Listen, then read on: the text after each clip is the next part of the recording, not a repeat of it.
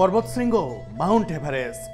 হিমালয় পর্বতমালার গগনবিদারী এই শৃঙ্গের মোহনীয় সৌন্দর্য মুগ্ধ করে গোটা দুনিয়ার মানুষকে।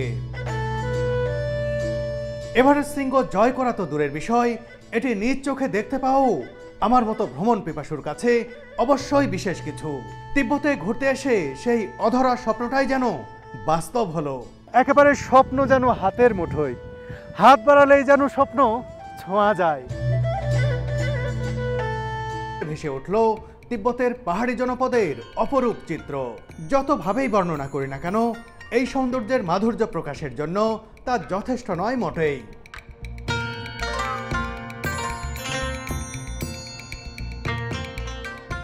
বন্ধুরা, তিব্বতের বেস ক্যাম্প এটা একেবারেই নতুন, একেবারেই রেয়ার বিষয় যে কোনো বাংলাদেশি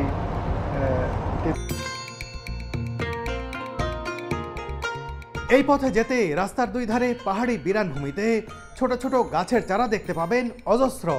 আসলে এই উচ্চতায় সাধারণত বড় কোনো গাছ জন্মায় না। এ কারণে চাইনিজরা এমন একটি গাছ উদ্ভাবন করেছে যা অধিক উচ্চতা ও কম অক্সিজেন সম্পন্ন এলাকায়ও টিকে থাকতে সক্ষম। সেই গাছের চারাগুলোই তিব্বতের বিস্তীর্ণ এলাকায় রোপণ করছে চীন। বিশেষ করে পর্যটকরা যে পথে চলাচল করে সেই পথের সৌন্দর্য বাড়াতেই সম্ভবত এই বনায়ন কর্মসূচি হাতে নিয়েছে তারা। আমরা যখন লাসা শহর থেকে বের হই তখনও ল্যাবে জন্মানো এই গাছগুলোই দেখেছি। 2-1 বছর পর এই চারাগুলোই বড় হবে, এই পথের সৌন্দর্য আরও বাড়বে।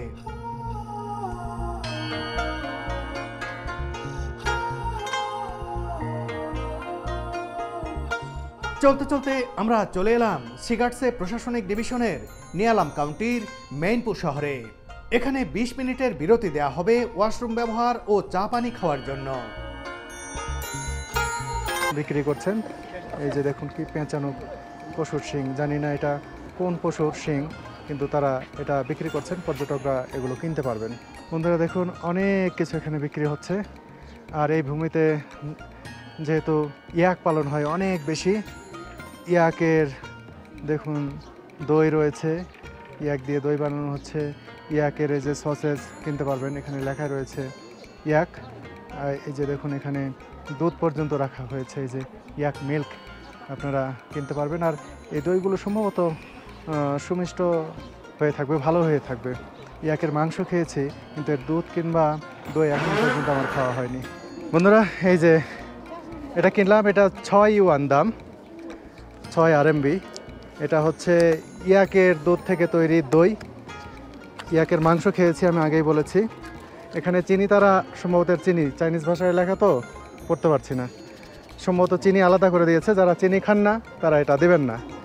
আমি চিনি অতটা পছন্দ করি না, তাই দেখি এই চিনি ছাড়াই কেমন লাগে, আর দরকার হলে চিনি মিক্স করব। এখানে ভিতরে একটি চামচও দেওয়া রয়েছে। ও এই যে চামচ, ডাস্টবিনে রাখলাম এগুলো। আর এই যে দেখুন, ও মাই গড, হ্যাঁ এই যে দেখুন ইয়াকের দুধ থেকে তৈরি দই। দেখি খেয়ে দেখি, ওয়াও কি সুন্দর লাগছে, অসাধারণ। খুবই চমৎকার, খুবই চমৎকার।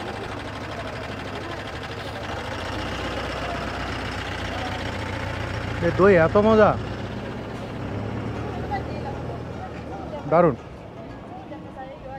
এই প্রথম একের দুধের দই খেলাম আমি তিব্বতের, সত্যি আমার মনে থাকবে যে এই দইটা এত মজার ছিল।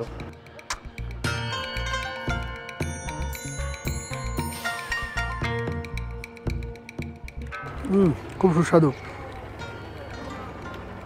দারুণ না? কিন্তু চিনি দিয়ে খেলে মনে আরও ভালো লাগবে। এটা খেয়েছি অনেক মিষ্টি, তারপরে নিলয় আরও চিনি নিচ্ছে। তিবেতান ট্র্যাডিশনাল বাদ্যযন্ত্র বাজিয়ে তিব্বতী দোকানের গানের অদ্ভুত সুরে প্রাণ জুড়ে গেল।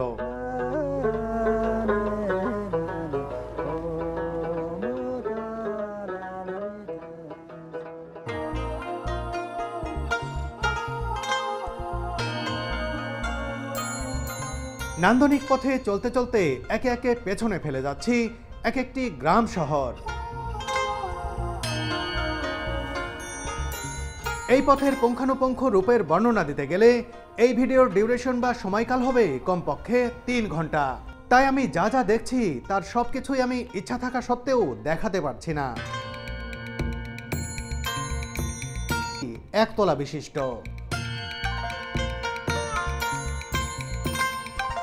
ওই দূরের হিমালয় পর্বত থেকে নেমে আসা জলধারা দেখুন কতটা বিস্তৃত। এখান থেকে হিমালয় পর্বতমালা দেখতে দারুণ লাগছে।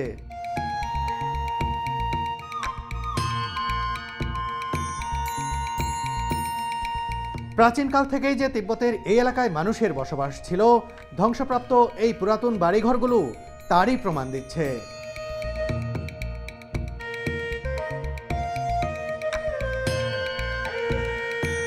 চলতে চলতে শেষ বিকেলের আকাশে দেখা মিলল রূপার থালার মতো একটি চাঁদ। বিকেলের সোনারঙা আলোয় উদ্ভাসিত মাউন্ট এভারেস্ট। আকাশ ভরা কালো মেঘের আস্তরণের ঠিক মাঝের অংশটা ফাঁকা করে দিয়ে যেন স্রষ্টা বলছেন, এই নাও, নয়ন ভরে দেখে নাও। আহ, কি দারুণ সৌন্দর্য, কি অপরূপ মাউন্ট এভারেস্ট।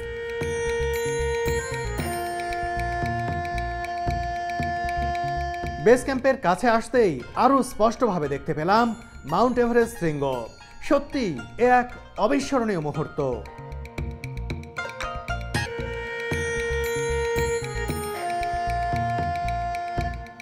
এই বেস ক্যাম্পের শেষ প্রান্তে এসে আবারও দেখলাম এভারেস্ট।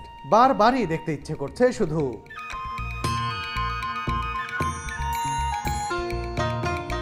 গোধূলি লগ্নের লাল সূর্যের রক্তিম আভায় এই মুহূর্তে সোনা রং ধারণ করেছে এভারেস্ট শৃঙ্গ। আর শৃঙ্গ ঘিরে উড়ে বেড়ানো মেঘের দল যেন পাহারা দিচ্ছে এভারেস্টকে। বন্ধুরা, চোখের সামনে ৮,৮৪৮ মিটার। ব্রিটিশ পর্বতারোহীরা সর্বপ্রথম তিব্বতের দিক থেকে এই পর্বতের উত্তর শৈলশিরা ধরে বেশ কয়েকবার আরোহণের চেষ্টা করেন। ১৯২১ সালে এভারেস্ট অভিযানে ব্রিটিশরা তিব্বতের দিক থেকে ৭,০০০ মিটার উচ্চতা পর্যন্ত ওঠেন। ১৯২২ সালের অভিযানে তারা ৮,৩২০ মিটার পর্যন্ত উঠে মানব ইতিহাসের নতুন কীর্তি স্থাপন করেন। এই অভিযান থেকে ফেরার সময় তুষার ধসে ৭ জন মালবাহকের মৃত্যু ঘটে। ১৯২৩ সালের অভিযান এভারেস্ট আরোহণের ইতিহাসের সবচেয়ে রহস্যময় অভিযান। জর্জ ম্যালোরি ও অ্যান্ড্রিউ আরউইন শৃঙ্গের দিকে আরোহণের একটি অন্তিম প্রচেষ্টা করেন, কিন্তু তারা ফিরে আসতে ব্যর্থ হন, যার ফলে তাদের আরোহণই প্রথম সফল আরোহণ কিনা এ নিয়ে বিতর্ক রয়েছে। ১৯৫৩ সালের ২৯শে মে এডমন্ড হিলারি ও তেনজিং নরগে নেপালের দিক থেকে দক্ষিণ পূর্ব শৈলশিরা ধরে প্রথম এই পর্বতশৃঙ্গ জয় করেন।